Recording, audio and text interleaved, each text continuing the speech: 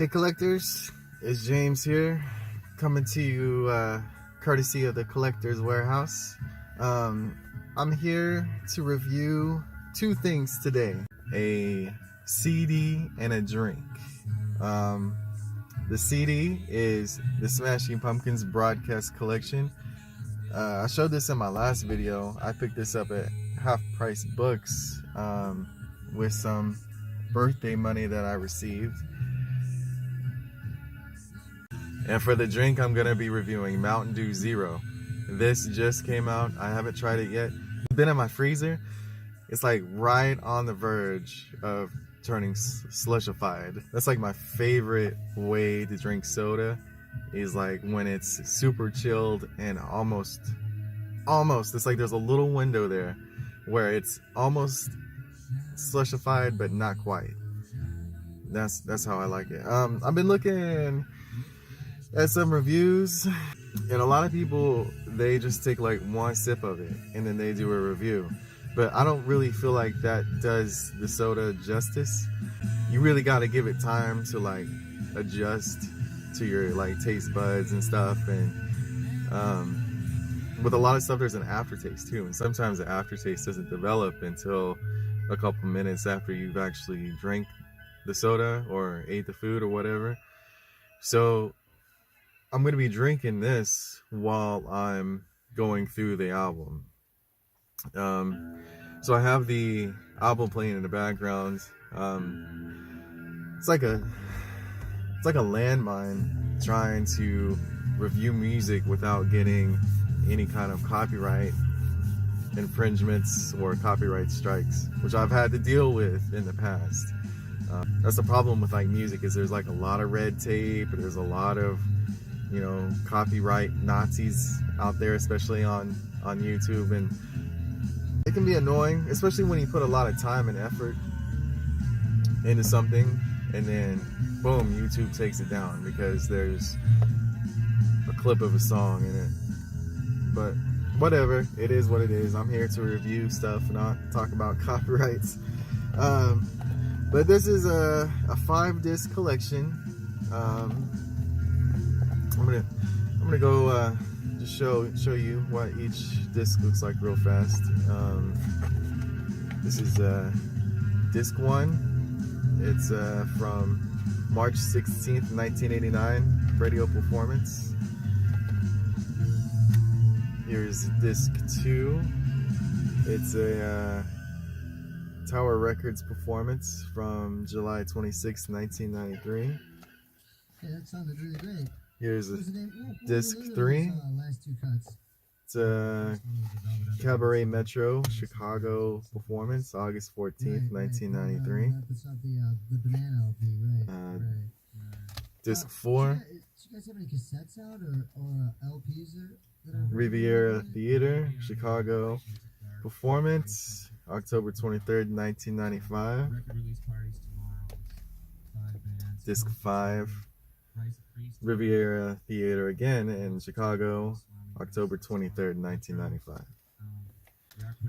So you get 5 discs, and you get a little booklet too. I think this is just some, I guess, a article lifted from a magazine. This is from the interview from the Los Angeles Times in 1995. So you have a little interview in here. You have some pictures of the band.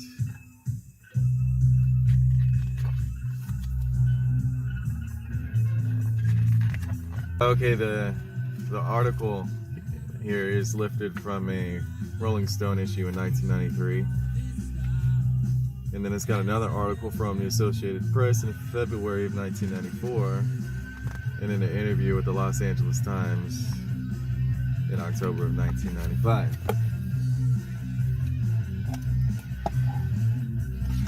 So as the music's playing, I'm gonna be drinking some Mountain Dew Zero, and I'm gonna be reading some trivia about both the Smashing Pumpkins and Mountain Dew.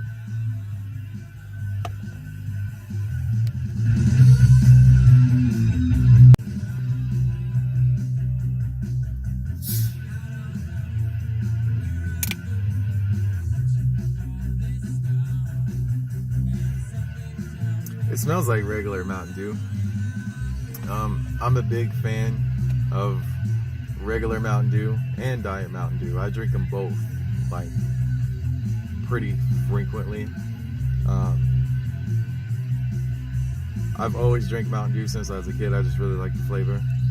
The past year or so, I've been switching to Diet Mountain Dew, just because I've been trying to like not drink so much sugar. Because there was a time when I was drinking like 3 or 4 cans of soda a day, and so I switched, you know, to drink more diet stuff. And a lot of diet stuff is not too good, but Diet Mountain Dew is actually pretty good. So this, I've heard, is like Diet Mountain Dew mixed with regular Mountain Dew, so it's got a more of a regular Mountain Dew taste. So we'll see.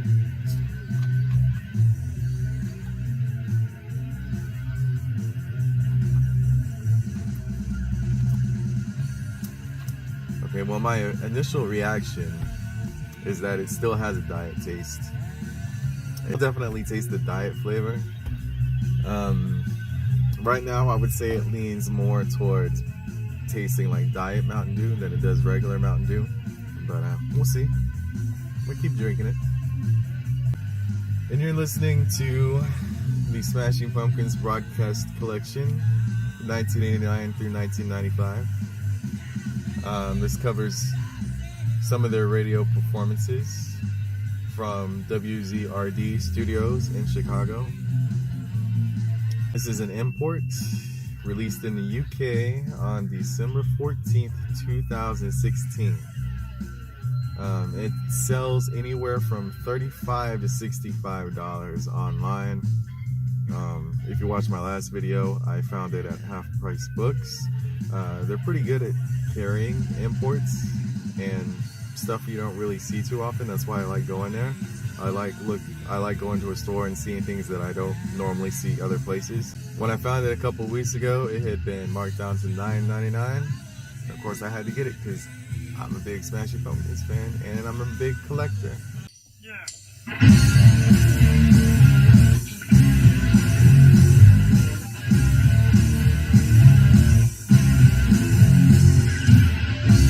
Alright, here's going to be some random trivia from the Smashing Pumpkins and Mountain Dew. We'll start with the Pumpkins. With their uncompromising vision and diverse guitar-heavy sound, this Chicago quartet touched on classic rock, psychedelic rock, metal, pop, and grunge alternative, becoming one of the most successful rock bands of the 90s.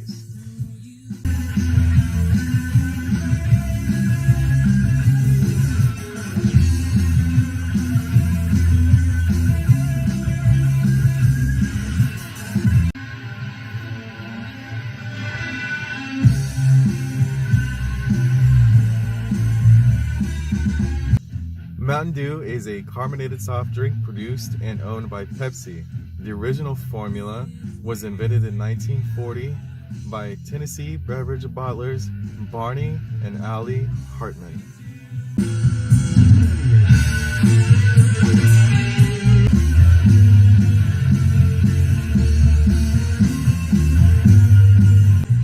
Between the 1940s and the 1980s, there was only one variety of Mountain Dew, the standard citrus flavor.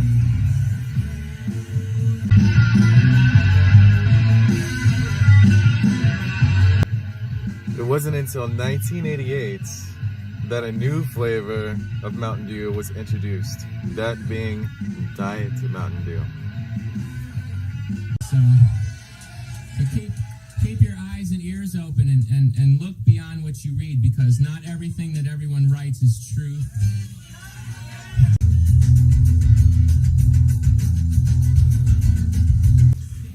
After the 1988 release of Diet Mountain Dew, there was not another new flavor until 2001, that being Mountain Dew Code Red, a cherry flavor of Mountain Dew.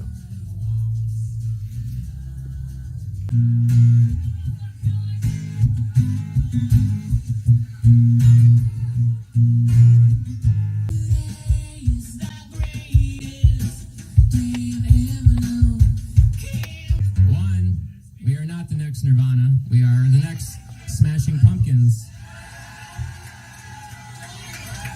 Number 2, Chicago is not the next Seattle. Chicago is what it always has been.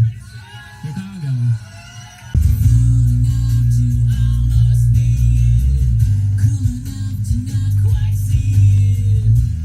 Since 2001, Mountain Dew has released new, limited edition, and retailer-specific flavors almost every single year.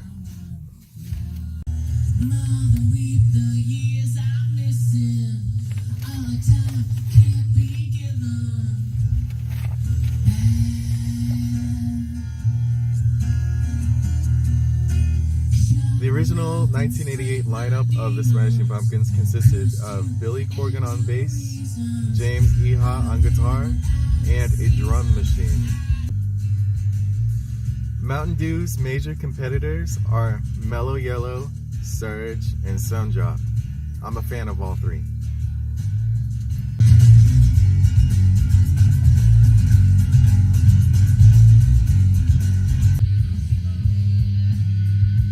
The Smashing Pumpkins' second full-length album, Siamese Dream, was recorded in Marietta, Georgia. The main ingredients of Mountain Dew are carbonated water, high fructose corn syrup, orange juice, caffeine, vegetable oil, citric acid, and yellow number 5. In 2008, Doritos debuted a mystery flavor known as Quest, featuring a campaign of online puzzles and prizes to identify the Quest flavor. The flavor was later identified as Mountain Dew.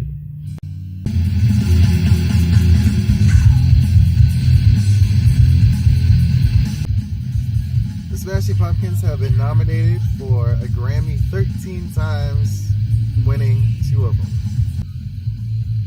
The song Good Old Mountain Dew has been recorded and covered by artists such as the Stanley Brothers, Grandpa Jones, and Willie Nelson.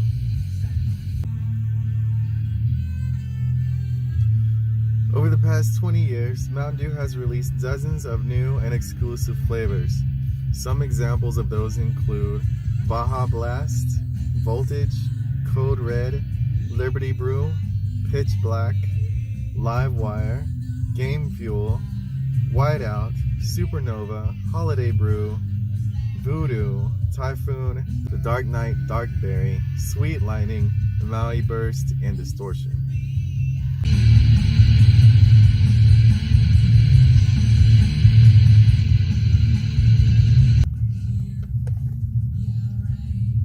The actors behind the voices of SpongeBob SquarePants and Karen Plankton, Tom Kenny and Jill Talley, starred in the 1995 Smashing Pumpkins video, Tonight Tonight.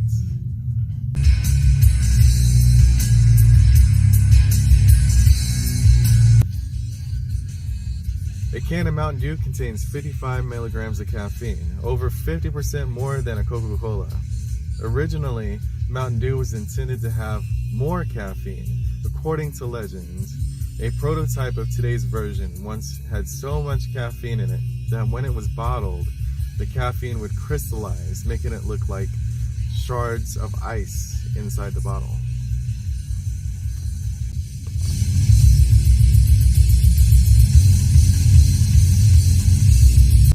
Mountain Dew Zero is a zero sugar variant that was released to stores on January 13th, 2020.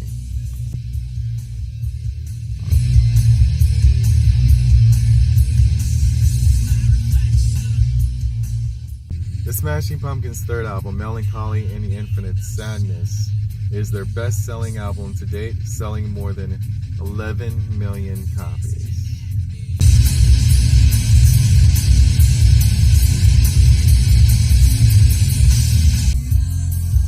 Mountain Dew Zero is intended to be a permanent flavor. The first rumors of this flavor was released online in July of 2019. Billy Corgan was hugely influenced by Pink Floyd's double album, The Wall. Billy said he wanted to create a 90s version of The Wall when he started writing Melancholy and the Infinite Sadness.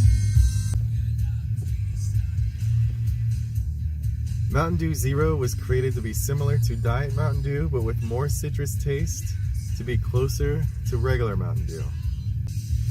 Billy Corgan is obsessed with pro wrestling. He even founded his own wrestling company called Resistance Pro Wrestling, and later became president for the Canadian-based Total Non-Stop Action Wrestling. He then bought the National Wrestling Alliance in 2017.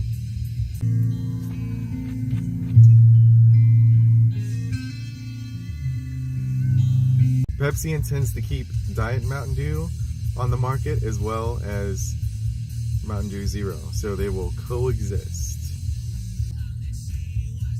Before he became a well-known musician, Billy Corgan used to be a dishwasher in a Chinese restaurant and played basketball for the Glendale, Illinois youth basketball team. Pepsi has planned to unveil commercials for Mountain Dew Zero during Super Bowl 54, which will be airing on Sunday, February 2nd, 2020.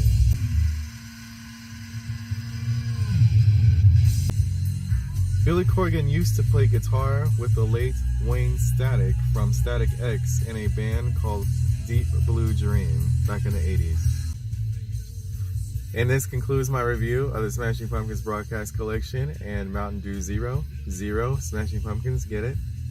I would give the broadcast collection an 8 out of 10 if you're a Smashing Pumpkin fan. I mean, it's not a must own because most of these performances are on YouTube. But if you're a collector like I am, it's nice to have in your collection, and there are some really awesome performances on here. The Mountain Dew Zero, I would give it probably a 7 out of 10.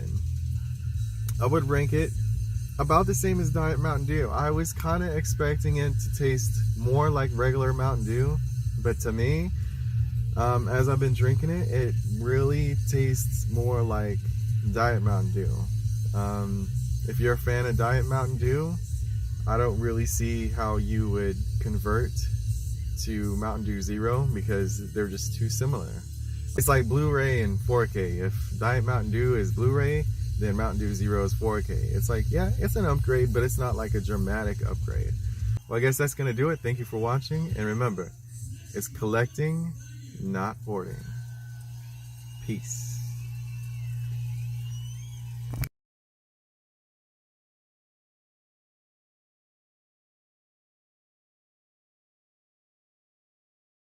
So I had a birthday earlier this month, and I got some birthday money. And with that money, I decided to go to some stores, see if I can find anything that I wanted to add to my collections. And did I find anything? I sure did. So let's take a look at what I found. The first place I went to was Half Price Books. It's one of my favorite places to go. They would seem to have some cool stuff. I browsed through the CD section because I haven't bought any CDs in a while, and I just happened to notice that they had a Smashing Pumpkins collector set that I'd never seen before, and I own everything that they've done, and there's always something new. There's always something else, just when I think that I have it all. And this is a broadcast collection that was released in the UK. And it was marked 25 bucks. They had a sticker on it that said that they got it in last summer, and I guess nobody bought it. I hadn't been to this specific location since last summer, so I guess it was just sitting there waiting for me, and they had it marked down to 10 bucks. So I was like, that's even better. This is what's playing in the background right now, so hopefully YouTube doesn't give me any copyright strikes. This is a really cool set. I've already listened to the first few discs. My favorite so far is disc 1, which is a radio broadcast from 1989. Seems like so long ago now, but when you hear the music, it still seems recent. It's weird. It's hard to explain. But I was really glad I found this. It was like meant to be. While I was also there, I found True Lies on Laserdisc, and I'm still super mad that this is not available on Blu-ray. I don't have a Laserdisc player. I bought this because I like to collect stuff like this. Because, you know, laser discs, they're not gonna ever make these ever again. So I own a few, not a lot, but a few. The cool thing about this is that it has some like liner notes inside of it, and it also has some behind the scenes pictures in there that I had never seen before. So technically this has more than what the DVD has. Isn't that sad? Where's the Blu-ray? Anyways, I own a few laser discs, and I was like, I'll add this one to my collection for $4.99. Might as well. I like the way they look too, like they look like vinyl records. Other things I got was Spinal Tap on VHS, because it's a really funny movie. If you've never seen it and you like rock music, it's a funny documentary. I like the way it looks. Speaking of liking the way stuff looks, I got the Red Scorpion on VHS. I just like the way it looks. I have it on DVD. Actually, I have it on Blu-ray, but I just like, I think it looks cool. I like having old VHSs like this because this is like laser discs. They're not gonna make these again, so just something cool to add to the collection. After half price books, I went to Target, and at Target I found the movie Primal, and they already had it clearance down, and it like just came out. It's so crazy that it was on clearance. So the movie's probably not very good, but I was like, Nicolas Cage, $4. I was like, I'll give it a go. And I also found Home Alone. This was originally $19.99, and they marked it down to $1.99. Will I ever play it? I don't know, but I really like Home Alone. The first two Home Alones anyways. And I just thought this looked cool. And I was like, hey, this is something that, you know, I can collect. And for $1.99, I mean, that's cheaper than a bag of chips. Oh, and I also got some Dawn of the Dead playing cards. I really had no reason to buy this, but I just thought they looked cool. I don't know if you can see the way they look very well, but I was like, they're cool. You don't come across cool playing cards that often. I'm a collector, not a hoarder. Don't get it confused. After Target, I went to Wally World, and I got me a root beer Blaze flavored Bang. Bangs are kind of hit and miss. Some of them are really good, other ones are not too good. But every time they come out with a new flavor, I always like to try it because I'm always about trying new flavors. If you follow the Collector's Warehouse page, you'll notice that I do a lot of product placement pictures. And it started off as a joke, but then people liked it and they liked the reviews I was doing, mixing it food reviews with movie reviews. So I kept on doing it, and I try to update it. I try to post a new picture every couple days or so. Just because I like doing it. And here's another bang that I got, a brand new flavor called Candy Apple Crisp. So you'll probably be seeing this on the page real soon, paired up with the movie. I'll let you know how it is. And then I got some popcorn. I'm a big fan of popcorn. I'm always eating popcorn. It's one of my favorite foods. And I got some Smart Food Flamin' Hot White Cheddar popcorn. I mean, I don't see how this can be bad. They're putting Flamin' Hot flavors in everything nowadays. But I'm not like an overly huge fan of Flamin' Hot stuff, but if they pair it up just right, then it's really good. It has to be like hot with a little bit of like sweetness to it. And it's perfect. Speaking of hot, here's Cheetos Flamin' Hot popcorn. Cheetos getting in the popcorn game too. These are brand new. Haven't tried them yet, but you'll be seeing these on the page soon as well. Paired up with a movie, of course. This seems to be the year of spicy popcorn. And then I went ahead and picked up some white cheesecake flavored M&Ms. You can see those right there. Looks like they're out for Valentine's Day, but cheesecake. I love cheesecake, and cheesecake flavored M&Ms sound like a winner. For candy, this is Twix cookies and cream. I hadn't tried this flavor yet. Just figured I would pick this one up too. I'll be reviewing this soon. And then lastly, I got some Reese's Puffs, Big Puffs. I mean, what's better than Reese's Puffs? Reese's Big Puffs. I eat a lot of cereal. I'm the kind of person that can eat cereal like at any time of the day. It doesn't matter. Like, I actually probably eat more cereal during the nighttime than I do during the mornings. But I saw this and I was like, I gotta have it. I gotta try this out. You know, Reese's is one of my favorite candies. And that concludes what I bought for my birthday. I appreciate the birthday money that I got. Wanted to make sure I spent it on worthwhile stuff, and I believe I did. And remember, it's called collecting, not hoarding. Peace.